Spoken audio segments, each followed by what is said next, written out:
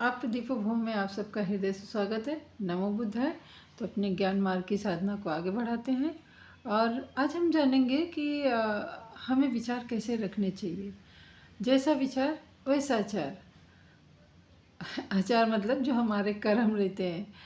तो हमें विचारों को अपना बड़ा सोच समझ के अपने विचारों को अपने मस्तिष्क में स्थान देना चाहिए, क्योंकि जैसा भी हम उनको अपने विचारों को जगह दे देते हैं बिना जाने समझे कि वो विचार हमारे कैसे हैं।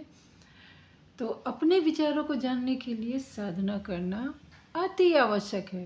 तो आप लोग कर रहे हैं कि नहीं, कमेंट करके भी आप लोग नहीं बताते हैं। अरे भाई, हमारा इसमें कुछ भला नहीं, ना ही बुद्ध जी का कुछ भला हुआ था।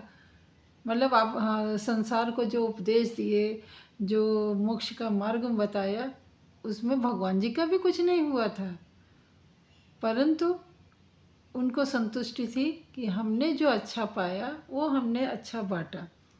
ये संतोष उनके मन में था और वही संतोष मैं अपने मन में भी महसूस कर सकती हूँ, क्योंकि हम अच्छा सोच रहे हैं। हमारे अनुसार जो अच्छा है, शायद आप लोग में से किसी के साथ अच्छा ना हो। मतलब जो मेरे विचार हैं वो ज़रूरी नहीं कि सबके लिए अच्छे होंगे, परंतु हमारा अगर जीवन सुधरा है, हमारा अगर जीवन में शांति आई है, अगर हमारे जीवन में सुखद पल आ रहे हैं, तो हमारे हमारी वो सोच, हमारे वो विचार यानी कि अच्छे हैं। और हम तभी चाहेंगे कि जैसे हम सुख पा रहे हैं, जैसे हम शांति का अनुभव कर रहे हैं, वैसे हमारे आसपास के सभी लोग शांति का अनुभव करें। ये जीवन एक बार मिलता है, बहुत सारे कष्टों के बाद मिलता है। आप सबको ये पता होगी। ऊपर स्वर्ग है कि नहीं है मुझे नहीं मालूम, नीचे नर्क है कि नहीं है मुझे नहीं मालूम, परंतु ये जीवन है। अगर इस ये जीवन शांति के साथ सुख में व्यतीत हो रहा है तो मानो यही ये स्वर्ग है। अगर यही जीवन हमारा कष्टप्रद होगा, हमारे जीवन चलाने के लिए बहुत सारे दुखों का सामना करना पड़ेगा, तो मानो यही नरक है।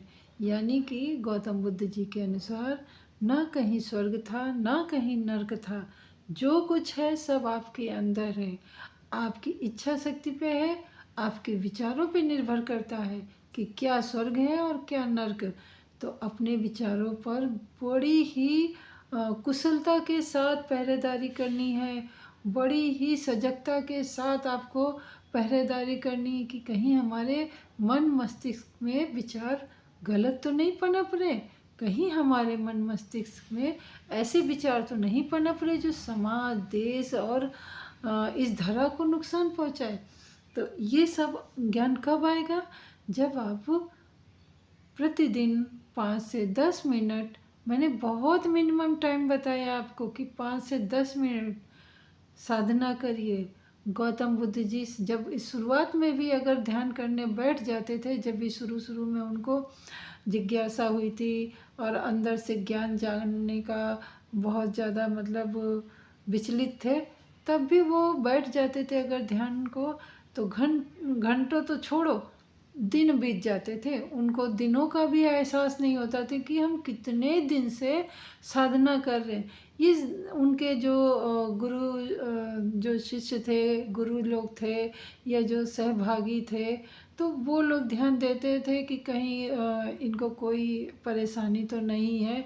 इस तरीके से वो लोग ध्यान देते थे, परंतु उनको कोई जगाता नहीं था साधना से, ना ही कोई मतलब उनकी प्रतिक्रिया पर उनको टच करता था। और ऐसा करते करते उनको दिन बीत जाते थे और जब वो उनकी आँख खुलती थी तो मतलब दिन कैसे 4-5 दिन निकल गए उनको एहसास भी नहीं होता था। उनको ऐसा लगता था अभी तो मैं बैठा था।